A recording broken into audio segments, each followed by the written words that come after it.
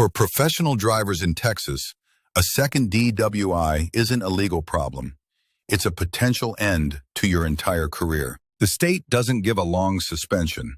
A second conviction triggers an automatic lifetime disqualification of your commercial license. And here's the part most drivers don't know. This applies even if you were off-duty driving your personal vehicle at the time. There's no work license for a CDL. You cannot get an occupational license to continue driving a commercial vehicle. Period. We will now break down the legal trap, the national systems that enforce it, the hidden costs, and why common legal loopholes don't work. So why are the rules for commercial drivers so much more severe than for everyone else? It begins with the legal limit itself. While operating a commercial vehicle, your BAC limit is 0.04%. That's half the 0.08% limit for other drivers. The margin for error is razor thin. After an arrest, the clock starts.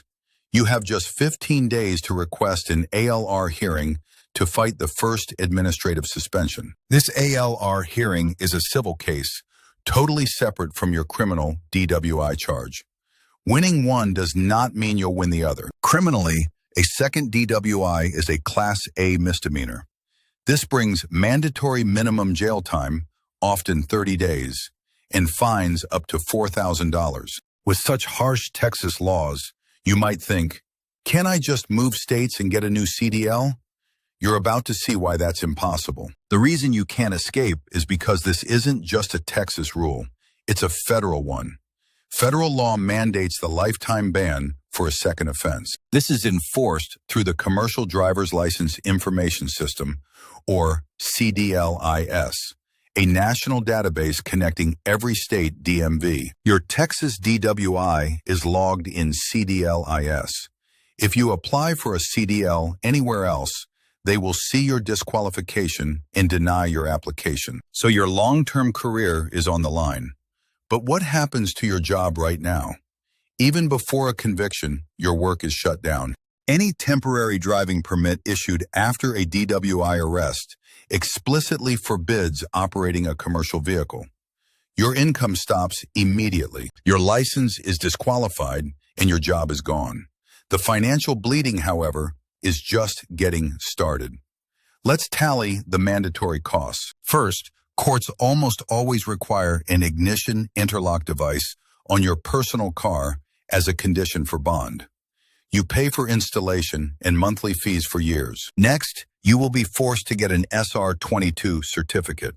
This is high-risk insurance that dramatically inflates your premiums for at least 2 years straight. Combine fines, court costs, lawyer fees, IID payments, and SR22 premiums, and the total can easily pass $10,000 to $20,000, all while you're out of work. Even if you could get your license back someday, the industry itself may blacklist you. Many trucking companies won't hire a driver with 2 DWIs due to liability. The situation seems final. But what about legal strategies or second chances? Let's take apart the most dangerous misconceptions about CDLDWIS. Many ask, can my lawyer get me deferred adjudication to avoid conviction? For regular drivers, this can help. For a CDL holder, it is a trap. Under federal law, deferred adjudication for a DWI still counts as a conviction for CDL disqualification. It offers zero protection. Your CDL is still gone. What about getting your CDL back after 10 years? A provision exists, but it's not a guarantee. You must complete a state-approved rehab program and meet strict criteria. And that's your only second chance. If you are reinstated after 10 years and get another DWI, the disqualification is permanent. No more applications, ever. So let's connect all the pieces.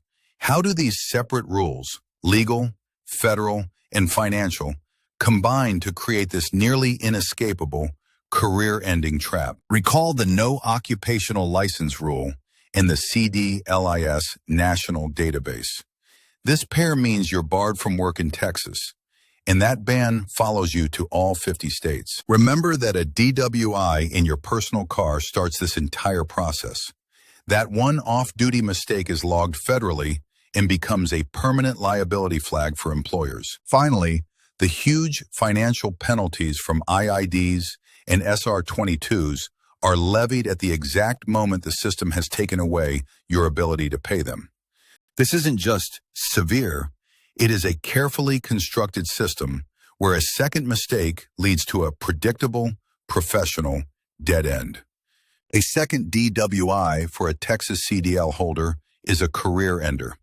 It is lifetime license disqualification, tens of thousands in debt, and becoming unemployable in your field. The laws are strict, the enforcement is national, and the supposed loopholes are myths. The consequences are designed to be permanent. If you hold a commercial license, your livelihood depends on protecting it, not just on the clock, but 24/7. The personal and professional stakes are too high. If you are facing these charges, seek expert legal counsel immediately. For all other drivers, know that the only way to win this game is not to play.